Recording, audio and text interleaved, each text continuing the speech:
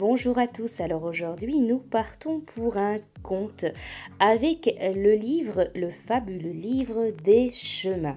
Alors vous allez pouvoir penser à une question, penser à une situation ou penser tout simplement juste à vous, à votre vie.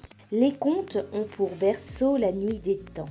Combien de siècles de peste, de révolutions, de montagnes et de mers ont-ils traversé avant de nous parvenir? Les contes sont dans l'âme humaine comme dans leur maison. Ils ont vécu assez longtemps dans l'intimité des êtres pour tout savoir de nos soucis, de nos rêves et de nos désirs.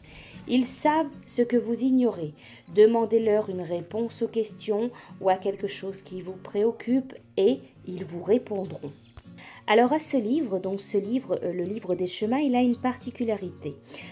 Ce livre, il y a 3 cordons qui sont accrochés, 3 cordons de couleurs différentes et avec des symboles derrière. Alors je vais vous lire, je vais vous retransmettre un conte de ce livre, puis vous allez donc pouvoir là choisir un cordon. Vous pouvez choisir le cordon par la couleur, donc il y a un cordon de couleur argentée, un cordon de couleur rouge et un cordon de couleur or. Au bout du cordon, vous pouvez choisir, il y a des petits dessins, des petits symboles, vous pouvez, ou alors tout simplement par la couleur du cordon. À la fin du conte, il y a 3 phrases, ça peut être des conseils, ça peut être des phrases, ça peut être des citations. Et en fonction donc du cordon, en fonction du dessin que vous aurez choisi, je vous lirai, je vous retransmettrai le petit conseil, la petite phrase qui sera donc pour vous.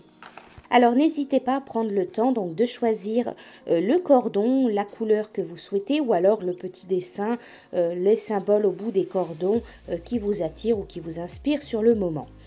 Je vais vous lire donc vous retransmettre le conte noir et blanc. Il était un jour un village et dans ce village 2 sœurs. Non pas 2 sœurs d'un même ventre, plutôt d'un même élan du cœur. Quand viennent les mêmes paroles, qu'elles sont dites au même instant, qu'on s'en étonne et qu'on en rit, et quand, dans un même silence, on entend la même chanson, n'est-on pas de la même famille ? Leur père était en vérité l'innocent désir d'être ensemble.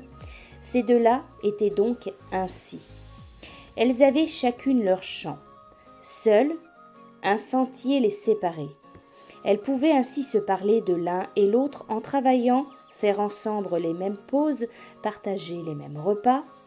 Or, voilà qu'un jour, vers midi, à l'heure où le soleil fait sa sieste là-haut sur la terrasse du bon Dieu, un drôle de diable apparut, baguenaudant sur le chemin.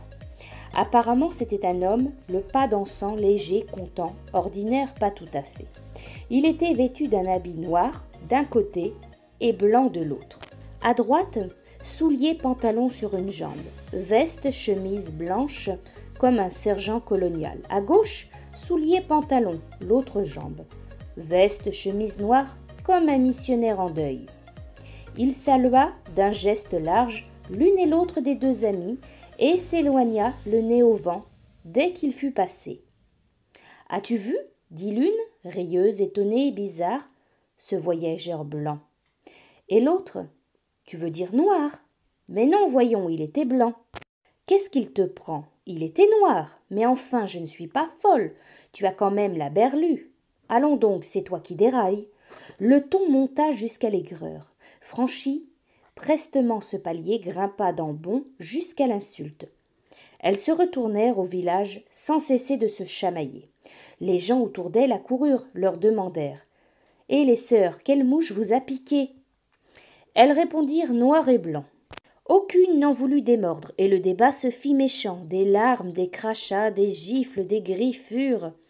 Excitation de l'assemblée et soudain, silence ébahi. Un homme au milieu de la place chantait, tournait les bras au ciel, une manche noire impeccable, une autre blanche immaculée. « Mais c'est lui !» crièrent les 2 sœurs. « C'est moi !» répondit l'étranger, fier comme un diable au paradis. « Pourquoi nous as-tu tourmentés ? Que t'avions-nous fait, mauvais bougre ?»« Rien, les filles. J'aime jouer, j'aime qu'on crie, qu'on se dispute, qu'on s'étripe et meurt pour moi. Cela me gonfle d'importance. Je suis le Dieu des apparences, je suis le démon vérité. Voilà pour ce conte. Alors maintenant, votre message, les messages. Donc pour ceux qui ont choisi le cordon qui était de couleur argent, donc le cordon avec ses petits symboles, ses petits dessins, vous avez le message. Les anges ont un trou dans l'esprit. Ils ne savent pas dire non, c'est ce qui les fait si légers. Voilà pour vous. Pour ceux qui ont choisi le cordon qui était de couleur rouge avec ces petits dessins, donc ces symboles. Vous avez le message pour vous. L'amour seul, c'est de source sûre. Pour ceux qui ont choisi le cordon qui était de couleur or, le cordon avec ses petits dessins, ces symboles, vous avez le message. N'accorde pas ta confiance à celui que rien n'effraie. Voilà pour vous.